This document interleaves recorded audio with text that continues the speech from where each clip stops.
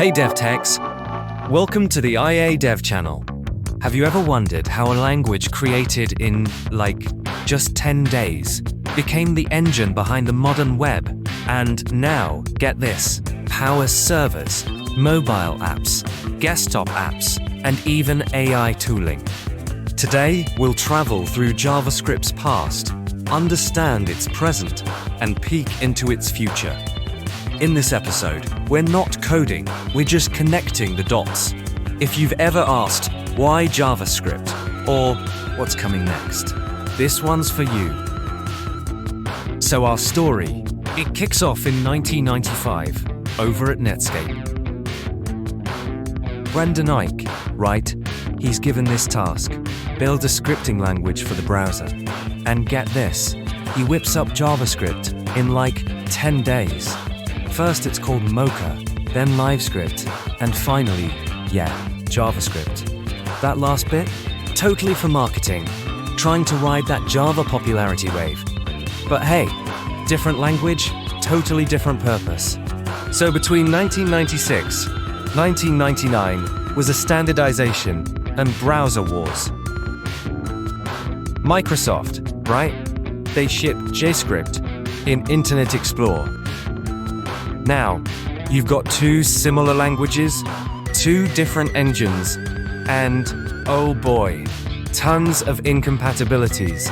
To keep the web from totally fracturing, JavaScript gets standardized as ECMAScript by ECMA International back in '97.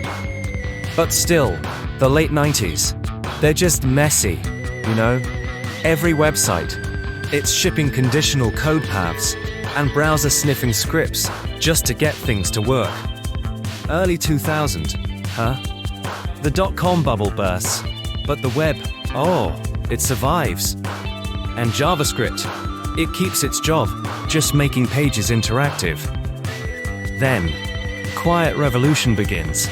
You see, Ajax, that's asynchronous JavaScript and XML, Gmail and Google Maps. They prove that web apps can feel native, truly, without full-page reloads. Just like that, JavaScript goes from a sprinkle to the backbone. And in 2006 to 2010, that's when we saw some real productivity and, engine innovation. jQuery lands, right? And it just becomes this great unifier, hiding all those pesky browser quirks and actually making DOM work tolerable. And under the hood, engines got fast. Google's V8, it compiles JavaScript straight to machine code. Then, in 2009, Node.js, it puts V8 on servers, turning one language into a full-stack possibility. And then, 2010, NPM launches, and package reuse just explodes. Between 2013 to 2016, front-end architecture, frameworks, they emerge to tame complexity. Angular, React, Vue. Single-page apps, they become common. Meanwhile, standards work for a big release of the language. 2015, a new JavaScript, ECMAScript 2015, often called ES6, formalizes classes, modules, arrow functions, promises, let, const, template literals, and more. From here on, the language switches to yearly releases. Evolution, not revolution. So features land steadily instead of in giant, disruptive batches. JavaScript, it kicks off as just a quick browser script, almost gets totally derailed by incompatibility. But then, bam! Saved by standardization, supercharged by engines, blown wide open by Node, and then, it really matures with ES6 Plus and all those frameworks. That's the foundation we're standing on. Modern JavaScript is expressive and safer than ever. Async await, it totally simplifies currentry. Iteration protocols, generators, proxies, typed arrays, Big Bin, and internationalization APIs make it capable far beyond, browser glue. And the ecosystem? It ships polyfills and transpilers for gradual adoption, so teams can totally lean into new features without breaking older environments. The toolchain is fast and modular.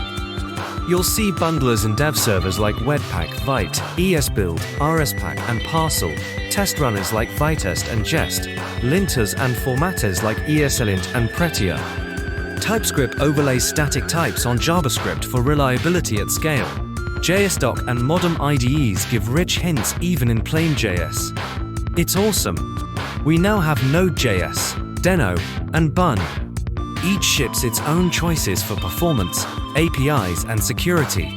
Web standard APIs, like Fetch, URL, Streams, and WebCrypto, are arriving in servers.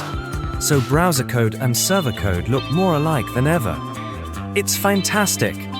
React, Vue, Svelte, Solid, and full-stack frameworks like Next.js, Nuxt, Remix, SvelteKit, Astro. Rendering is so flexible.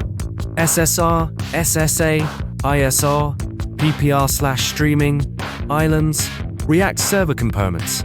You can choose the right strategy per route or component. And on the edge, workers run JavaScript close to users for low latency. It's incredible. Modern apps, they really care about core red vitals, you know? Lazy loading, code splitting, prefetching, image optimization, and fine-grained reactivity, they all keep things fast. Build systems squeeze out milliseconds. CDNs and edge compute squeeze out dozens more. And, hey, supply chain attacks made teams more cautious. Lock files, provenance, NPM audit, signed packages, and permission models in newer runtimes really help. On the client, CSP, trusted types, and sandboxed iframes reduce injection risks. JavaScript today? It's portable, typed-friendly, standard-driven, and performance-minded, running from the edge all the way to the GPU. So where, oh where, is JavaScript heading? Well, ECMAScript. It evolves through these TC13 proposals, so you can expect the language to just keep on adding features that are ergonomic. Think of it as things you already do, but, like, simpler. We're talking better collection methods, or syntax that just slashes boilerplate, correctness-oriented, time, dates, and internationalization done right, safer patterns for handling all that data, performance-friendly, features that map cleanly to engines and just optimize like a dream. Examples you'll definitely hear about include richer date-time capabilities, pattern matching constructs for cleaner branching, enhanced decorators for metaprogramming, and, of course, the ongoing discussion around type hints or type-aware tooling that plays oh so nicely with TypeScript without turning JS into a whole different language. The real theme here is pragmatic evolution. Make everyday code clearer while keeping JavaScript, you know, flexible. Now, tooling and runtimes, they're converging on web standards. Expect Node, Deno, and Bun to just keep aligning on web APIs so your code runs everywhere with fewer conditionals. Startups and frameworks, they're going to optimize that zero config happy path, where DX is fast, and boom, batteries are included. And finally, edge-native patterns, CDN-level compute. That's becoming the default, folks. Streaming HTML, selective hydration, and island component-level rendering will be standard, not some advanced wizardry. Frameworks will just pick render strategies automatically based on your component's needs. The JS ecosystem. Oh, it's going to absorb AI assistants everywhere.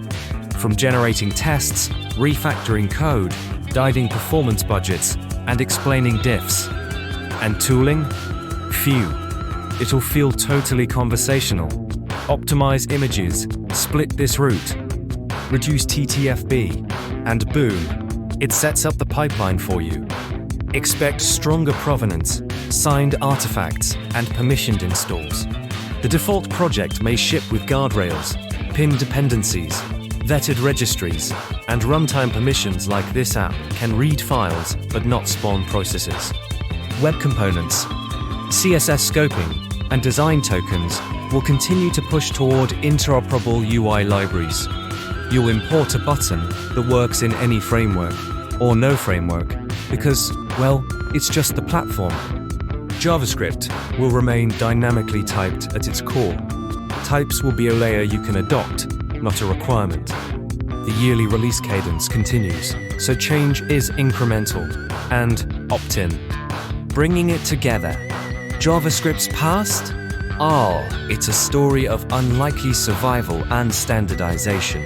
Its present, a powerful polyglot ecosystem running in browsers, servers, and at the edge. Its future, pragmatic, my friends. Cleaner language features, converging runtimes, AI-assisted tooling, and deeper integration with WebAssembly and WebGPU. If you're learning today, master the platform first. DOM, fetch, URL, cache, streams.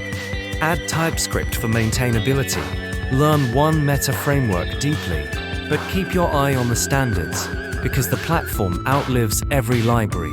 If this helped you see the bigger picture, hit like, subscribe, and tell me which part of JavaScript's journey you're most excited about: the ergonomic language features, edge-native rendering, or the WASM GPU era.